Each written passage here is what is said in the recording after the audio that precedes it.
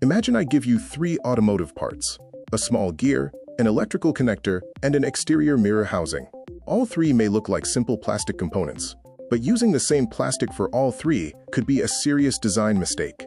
In this video, we'll understand 3 material families: POM, PBT, and ASA, and more importantly, why a designer might investigate each one. Instead of starting with material names, let us start with the job. For the first component, the challenge is movement. For the second, it is electrical performance. And for the third, it is weather exposure. 3 different problems. So naturally, we should expect 3 different material requirements. But before we continue, remember one important rule. Whenever I say a material such as POM, PBT, or ASA is suitable for an application, treat it as a candidate, not an automatic final answer. Real material selection starts with requirements, then we shortlist a material, and finally we validate the exact grade. This distinction is extremely important in real product development. Let us begin with movement. Imagine a plastic gear or slider working hundreds or thousands of times during the life of a vehicle. It slides, it rotates, and it repeats that movement again and again. Now strength alone is no longer enough. So what else should the designer think about? 3 things immediately become important. First, friction. Too much resistance makes movement less efficient. Second, wear. Repeated contact slowly damages the surfaces. And third, precision. A gear or latch must maintain its geometry if the mechanism is expected to continue working correctly. These 3 requirements bring us to our first material. POM stands for polyoxymethylene, and you may also hear it called acetal. For a basic automotive design understanding, remember 3 things about POM. It can provide low friction, it has good wear resistance, and it offers useful dimensional stability. That combination is why POM becomes interesting when we start dealing with small precision mechanisms. So where might we encounter it? Think about small gears inside actuators, parts of latch mechanisms that operate repeatedly, or sliding guides used in adjustment systems. In applications like these, smooth movement and long-term wear performance can become more important than simply selecting the strongest possible plastic.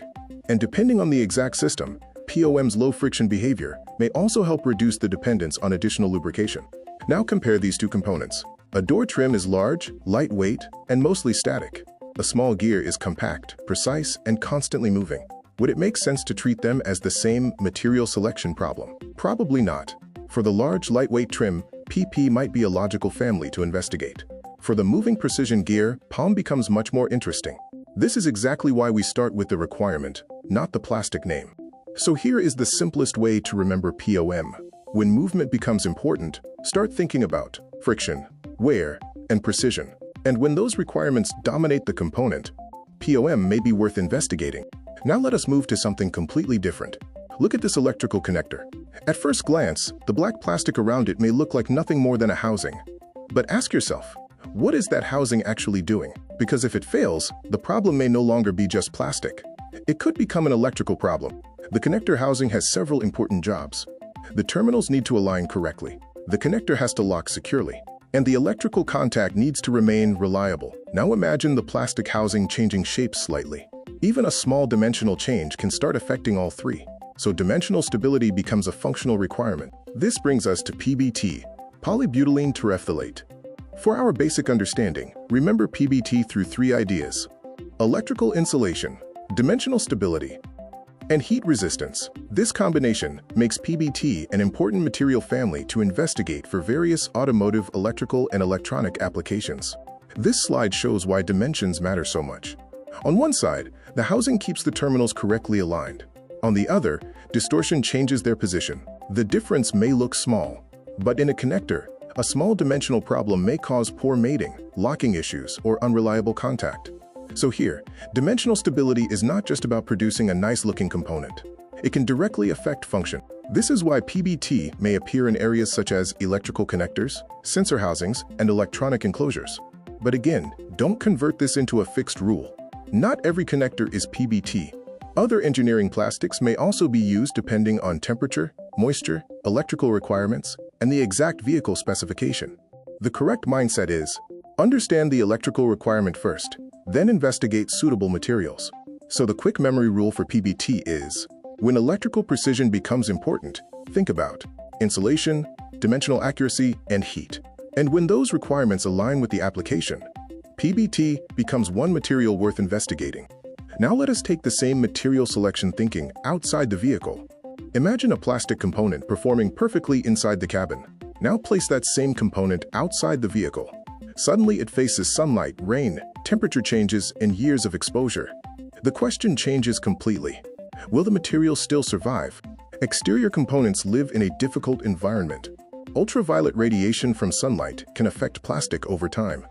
Rain and moisture repeatedly attack the surface, and the component may experience significant temperature changes throughout its life. So when we design an exterior plastic part, we are not only designing for today, we are designing for years of environmental exposure. This brings us to ASA, Acrylonitrile Styrene Acrylate.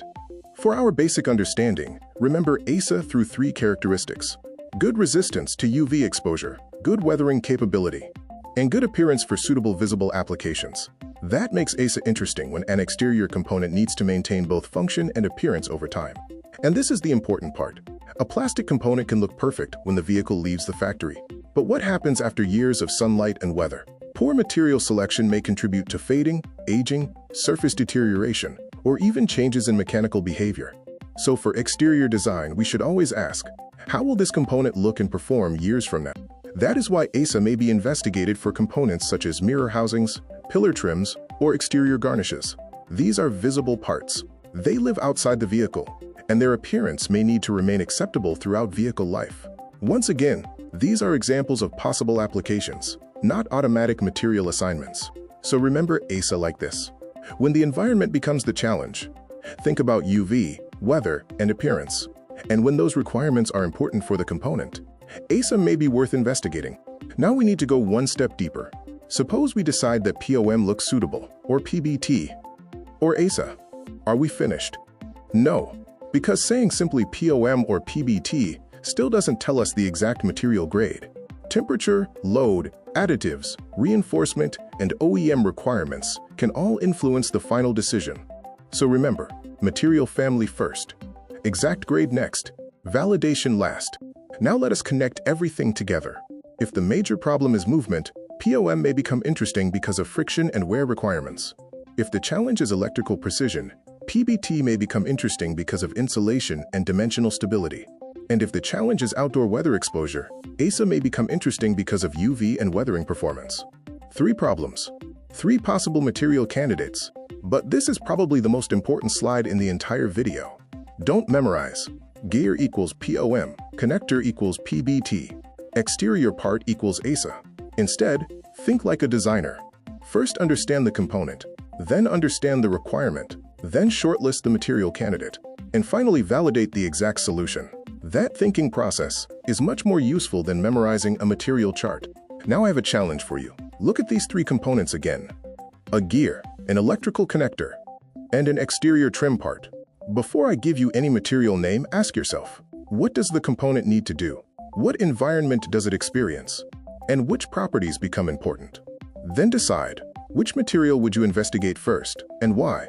You can try the same exercise with any plastic component in your own car. So from this video, don't try to remember dozens of material properties. Remember the purpose. Movement, think about POM. Electrical precision, think about PBT. Weather exposure, think about ASA. And always remember that these are starting points, not automatic answers. If this practical approach to automotive design is useful to you, subscribe to the channel and continue with the Automotive Product Design series. I'll see you in the next one.